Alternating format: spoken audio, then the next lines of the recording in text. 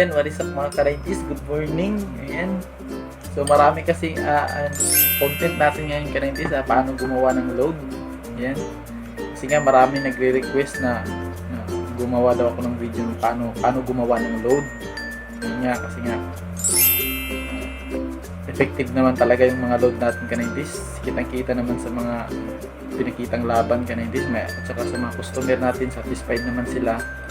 Yan. So, ngayon ka-90s, gagawa tayo ng basic load making. Yan. So, ano pang hinihintay natin ka-90s? Let's go! So, ayan ka-90s. So, unang-una, bago tayo gumawa ng load ka-90s, dapat siyempre kailangan meron tayong ganito.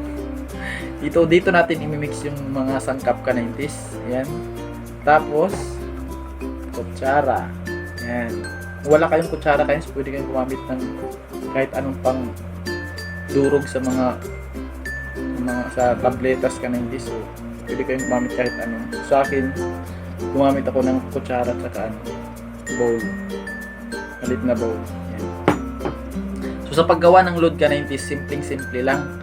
Hindi mo dapat dadamihan ng sangkap, ayan, kung aabot ng 20 ingredients, 17 ingredients, hindi ganun ka-90s. Kung gusto mo na sa paggawa ng load ka-90s, ibibigay mo lang kung anong kailangan ng gagamba mo. Halimbawa, ang kukulang ng gagamba mo, kailangan niya ng pampatapang, pampabilis, diba? Mga ganun. So dapat mag-focus tayo dyan ka-90s, pampatapang, pampabilis, di ba? Ayan, so ngayon ka-90s pa, sa paggawa ng load, sa gagawin nating load, i-explain ko lahat ka-90s kung bakit ganito, bakit ganyan yung ginamit ko para naman dagdag information naman sa inyo, para kasi nga ako ka-90s na marami din ako pinagdaanan ka-90s, gumawa ko ng iba't iba pa, pinaghalo-halo ko lahat, ayan. Tapos yun nga, ang resulta pangit, na nauudi lang yung gagamba, diba? Nag-research ako ka-90s, tapos ni-research ko yung ano talaga yung dapat na ihalo lang, ang dapat sa gagamba, yun. So yun ka-90s. So kahit kayo try nyo rin mag-research, kahit sa internet marami naman yung ka-90s, mag-research kayo dyan, marami naman kayo makikita sa saka isa sa mga importante sa paggawa ng load ka-90s, dapat tama yung sukat. Kasi nga, paano pag nakagawa ka ng load, pinaghalo-halo mo lang lahat, tas lalo na yung base mo, tinatansya-tansya mo lang na yun, pag ganun, okay na, ganun na karami. Hindi ganun ka-90s, nasa tamang sukat. Paano pag nakagawa ka ng malakas na load ka-90s, tapos ayun, pag tinimpla mo siya ulit, so hindi mo na makukuha yung tamang tapang talaga, kasi nga tinatansya-tansya mo lang yung gaano karami yung tubig, ganun, ay yung base na ginamit mo. Yun, di ba? So importante ka-90s, nakasukat lahat, di ba? So ayan ka-90s, so magsisimula na tayo. 2 hours later.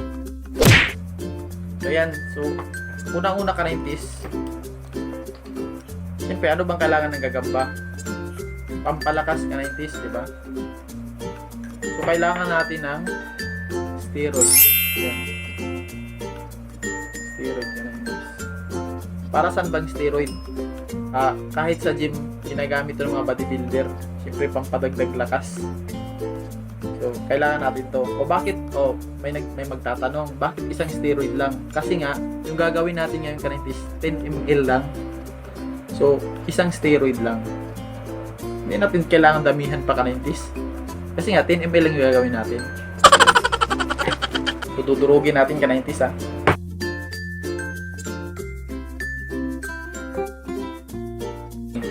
Durug no. Sa mga gustong bumili ka-90s ng steroid, makakabili kayo niyan sa Lazada. Marami yun sa Shopee, sa Lazada. Yan, mura lang ka-90s. Siyempre, magbabayad nga lang kayo sa shipping. Yan. Susunod natin sangkap ka-90s. Siyempre, ano pa bang kailangan ng gagamba natin? Siyempre, para painkiller. So So, maraming klase ng painkiller Ka-90s. Ayan. Merong Dolphinal, mefenamic acid. Ayan. So, sa akin Ka-90s, ano ito? Alaxan. Alaxan FR. Marami namang anti-pain dyan Ka-90s. Pwede kayong pumili. So, sa akin, Alaxan.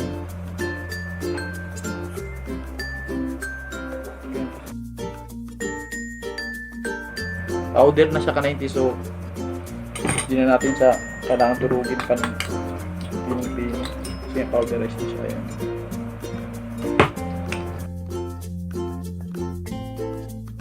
Mga nagtatanong, kailangan ba talaga dapat lagyan ng painkiller? Siyempre Ka-90s, para support niya yan sa laban. Para hindi agad ma-feel ng gagamba na masasaktan na siya. Kaya kahit pag kinagat siya, kakagat pa din. Hindi siya tatakbo kasi nga may painkiller Ka-90s. Yan. So next Ka-90s, ano pa bang kailangan ng gagamba? Siyempre, pampabilis, energizer, pampadagdag ng strength. So, kailangan natin ito Ka-90s. Dextrose powder. Kahit sa anong klaseng hayop Ka-90s, ginagamit naman talaga to, subok na to. So, yan pang mega energizer Ka-90s, oh, pampa-energize. So, energy booster to Ka-90s. So, gaano karami? Kasi nga, pag dadamihan mo to Ka-90s, sa experience ko pag dinamihan mo to Ka-90s, mag-iiba yung yung timpla ng load mo, titigas pag dinamihan mo to Ka-90s. So, dapat kunting-kunti lang ilagay mo Ka-90s. Ganito lang karami para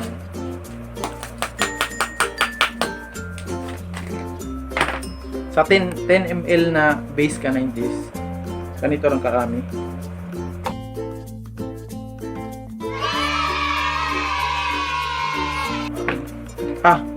Nga pala Ka-90s. Ayan, ito yung panhukat natin Ka-90s. 1/2 teaspoon. Yan. Ito yung sikreto natin Ka-90s. So, sa 10 ml Ka-90s, ganito karaming dextrose powder. Ayan.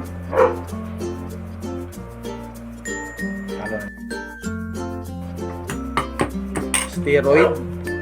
Meron din tayong painkiller. Meron din tayong energizer. So, almost complete na Ka-90s yung load natin Ka-90s. So, sa akin Ka-90s, pwede yung nasa sa inyo na yan kung dadagdagan nyo pa ng mga iba pang energy booster para mas malakas talaga yung gagamba nyo, yung load nyo. So, yung sa akin Ka-90s, ito dadagdagan ko sa Ka-90s. Energy booster din to Ka-90s.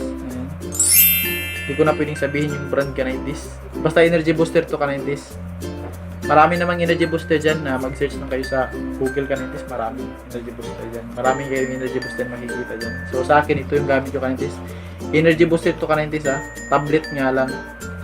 So, ayan na. Tutunawin natin Ka-90s. Importante talaga ang energy booster Ka-90s kasi nga isa yun sa nagpapatake advantage Ka-90s. Kasi nga, pag yung gagamba nyo palakas, mabilis, siyempre lamang nasa laban Ka-90s. Iba pa yung tapang. So, marami kayong pagpipilian, maraming energy booster dyan Ka-90s. Pwede kayong, sa inyo na yun kung anong energy booster yung gagamitin nyo. Para sa akin yung Ka-90s. So, ayan Ka-90s. So, nadurog na natin lahat Ka-90s. So, meron na tayong steroid, painkiller, energy booster. So, yung dalawang energy booster na gamit natin Ka-90s, dextrose powder. Tapos, yung isa yung tablet Ka-90s. So, ano pa bang kulang? Pampatay.